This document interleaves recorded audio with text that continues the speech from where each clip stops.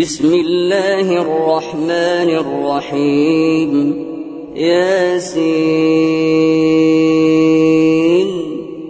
والقرآن الحكيم إنك لمن المرسلين على صراط مستقيم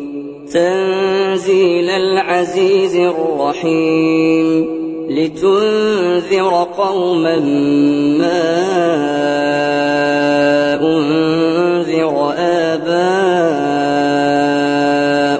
فهم غافلون لقد حق القول على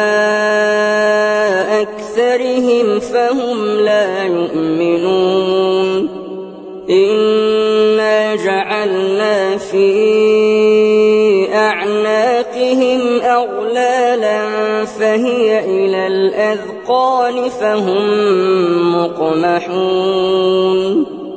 وجعلنا من بين أيديهم سدا ومن خلفهم سدا فأغشيناهم فهم لا يبصرون وسواء عليهم أأنذرتهم أم لم تنذرهم لا يؤمنون إنما تنذر من اتبع الذكر وخشي الرحمن بالغيب فبشره بمغفرة وأجر كريم إنا نحن نحيي الموتى ونكتب ما قدموا وآثارهم وكل شيء أحصيناه في إمام مبين واضرب لهم مثلا أصحاب القرية إذ جاءها المرسلون إذ أرسلنا إليهم اثنين فكذبوهما فعززنا بثالث فقالوا إنا إليكم مرسلون قالوا ما أنتم إلا بشر مثلنا وما أنزل الرحمن من شيء إن أنتم إلا تكذبون قالوا ربنا يعلم إنا إليكم لمرسلون وما علينا إلا البلاغ المبين قالوا إنا تطيرنا بكم لئن لم تنتهوا لنرجمنكم وليمسنكم منا عذاب أليم قالوا طائركم معكم أئن ذكرتم بل أنتم قوم مسرفون وجاء من أقصى المدينة رجل يسعى قال يا قوم اتبعوا المرسلين اتبعوا من لا يسألكم أجرا وهم مهتدون وما لي لا أعبد الذي فطرني وإليه ترجعون أأتخذ من دونه آلهة إن يردني الرحمن بضر لا تغن عني شفاعتهم شيئا ولا ينقذون ينقذون إني إذا لفي ضلال مبين إني آمنت بربكم فاسمعون قيل ادخل الجنة قال يا ليت قومي يعلمون بما غفر لي ربي وجعلني من المكرمين وما أنزلنا على قومه من بعده من جند من السماء وما كنا منزلين إن كانت إلا صيحة واحدة فإذا هم خامدون يا حسرة على العباد ما يأتيهم من رسول إلا كانوا به يستهزئون ألم يروا كم أهلكنا قبلهم من القرون أنهم إليهم لا يرجعون وإن كل لما جميع لدينا محضرون وآية لهم الأرض الميتة أحييناها وأخرجنا منها حبا فمنه يأكلون وجعلنا فيها جنات من نخيل وأعناب وفجرنا فيها من العيون ليأكلوا من ثمره وما عملته أيديهم أفلا يشكرون سبحان الذي خلق الأزواج كلها مما تنبت الأرض ومن أنفسهم ومما لا يعلمون وآية لهم الليل نسلخ منه النهار فإذا هم مظلمون والشمس تجري لمستقر لها ذلك تقدير العزيز العليم والقمر قدرناه منازل حتى عاد كالعرجون القديم لا الشمس ينبغي لها تدرك القمر ولا الليل سابق النهار وكل في فلك يسبحون وآية لهم أنا حملنا ذريتهم في الفلك المشحون وخلقنا لهم من مثله ما يركبون وإن نشأ نغرقهم فلا صريخ لهم ولا هم ينقذون إلا رحمة منا ومتاعا إلى حين وإذا قيل لهم اتقوا ما بين أيديكم وما خلفكم لعلكم ترحمون وما تأتيهم من آية من آيات ربهم إلا كانوا عنها معرضين وإذا قيل لهم أنفقوا مما رزقكم قاتلكم الله قال الذين كفروا للذين آمنوا أنطعم من لو يشاء الله أطعمه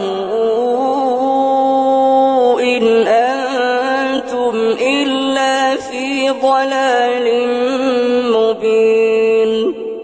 ويقولون متى هذا الوعد إن كنتم صادقين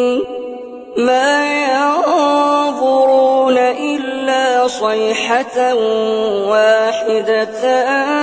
تأخذهم وهم يخصمون فلا يستطيعون توصية ولا إلى أهلهم يرجعون ونفخ في الصور فإذا هم من الأجداث إلى ربهم ينسلون قالوا يا ويلنا من بعثنا من مرقدنا هذا ما وعد الرحمن وصدق المرسلون إن كانت إلا صيحة واحدة فإذا هم جميع لدينا محضرون فاليوم لا تظلم نفس شيئا ولا تجزون إلا ما كنتم تعملون إن أصحاب الجنة اليوم في شغل فاكهون هم وأزواجهم في ظلال على الأرائك متكئون لهم فيها فاكهة ولهم ما يدعون سلام قولا من رب رحيم وامتازوا اليوم أيها المجرمون ألم أعهد إليكم يا بني